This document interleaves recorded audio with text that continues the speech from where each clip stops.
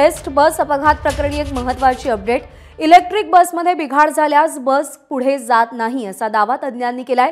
बेस्टकडे असलेल्या इलेक्ट्रिक बसमध्ये ही सुरक्षा व्यवस्था असल्याचं सांगितलं जात आहे। अपघातग्रस्त बसचा ब्रेक फेल झाल्याचा दावा खोटा ठरतोय अशी माहिती पोलिसांनी दिली आहे। इलेक्ट्रिक बस बनवणाऱ्या कंपनीसह तज्ञांशी पोलिसांनी संवाद साधलाय।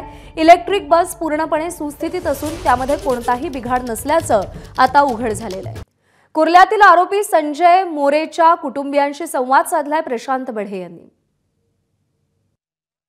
माझ्याबरोबर संजय मोरे यांचा मुलगा, त्यांची पत्नी आणि त्यांच्या मित्रमंडळी या ठिकाणी आहेत। दीप, नेमकं तू आज रात्रीपासून पाहतोयस, वडील तुझे नशापान करतात की ज्या पद्धतीचे आरोप होत आहेत की ते दारू पिऊन गाडी चालवत होते वगैरे, काय तुझं स्पष्टीकरण आहे? पहिली गोष्ट तर जी नशा करून वगैरे गाडी चालवतात या बाबतीत सगळ्या खोट्या फेक न्यूज चालू आहेत। त्याच्यामध्ये ते नशा पाणी कधीच करत नाही आणि गाडीवर त्यांचा काही संबंध नाही नशा करण्याचा। ते नशा पाण्याचा त्यांच्या काही सवय नाही आणि त्यांचा इतिहास आजचा नाही। त्यांचं लायसन्स हे 1989चं आहे आणि ही बस जे बाकीचे सोशल मीडियावर चालवतात 1 डिसेंबर पासून गाडी हातात घेतली, 1 डिसेंबर गाडीपासून हातात घेतली, हे अत्यंत खोटं आहे। गेल्या 3 ते 4 वर्षापासून लॉकडाऊनच्या नंतर माझे वडील बेस्टमध्ये कंत्राटी कामगार म्हणून रुजू आहेत।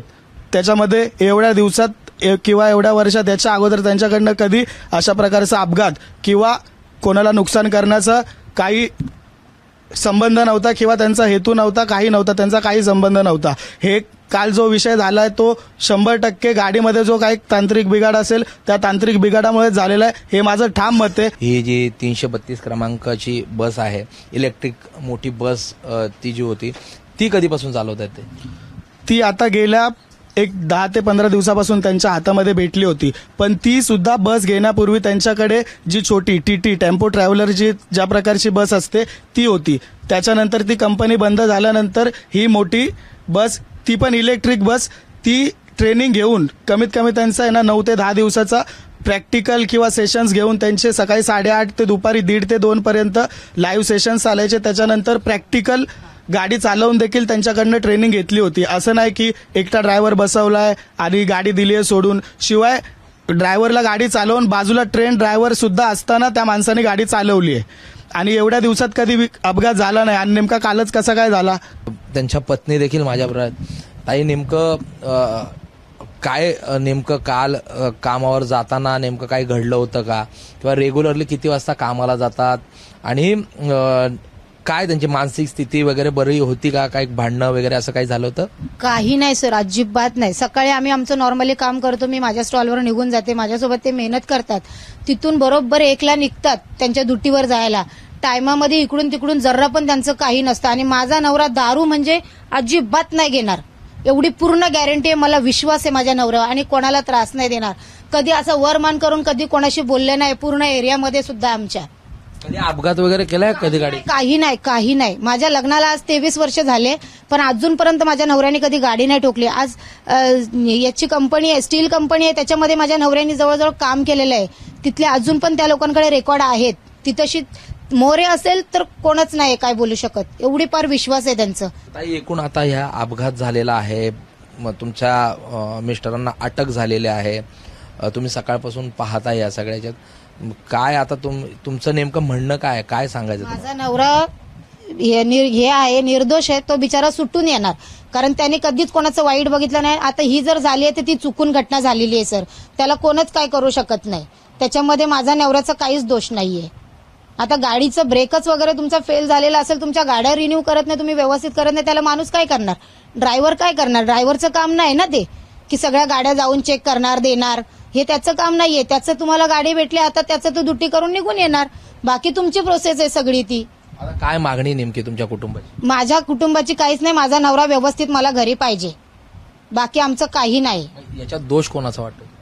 याच्यामध्ये दोष गाडीचा वाटतोय सर, त्या गाड्यांचाच प्रॉब्लेम असणार आहे, माझ्या नवऱ्यामध्ये काही दोष नाहीये। या अगोदर तुमच्याकडे देखील त्यांनी काम केलेलं होतं, गाडी चालवत होते, काय अनुभव आहे तुमचा त्यांच्याबद्दल?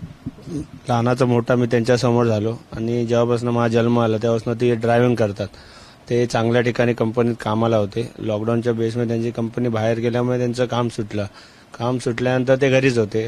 तर माझी एक टूर्स अँड ट्रॅव्हलची गाडी होती. तर मला कधी काही काम असल्यामुळे तर ते घरी असतात तर माझी गाडीवर ते जायचे.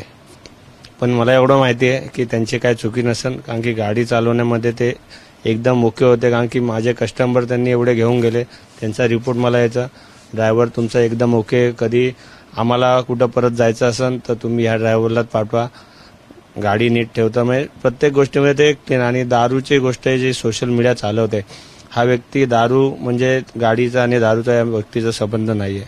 त्यामुळे आता या संपूर्ण प्रकरणी आज त्यांना न्यायालयात नेण्यात येईल आणि त्या ठिकाणी नेमका काय युक्तिवाद चालतो हे पाहणं देखील गरजेचं आहे. मात्र कुटुंबियांचं म्हणणं आहे, मित्रपरिवाराचं म्हणणं आहे की संजय मोरे जे आहेत ते कधीही नशापान करत नव्हते. शिवाय ते अतिशय जुने असे वाहन चालक आहेत. ह्या बसेस देखील त्यांनी प्रॉपर त्याची ट्रेनिंग घेतलेली होती.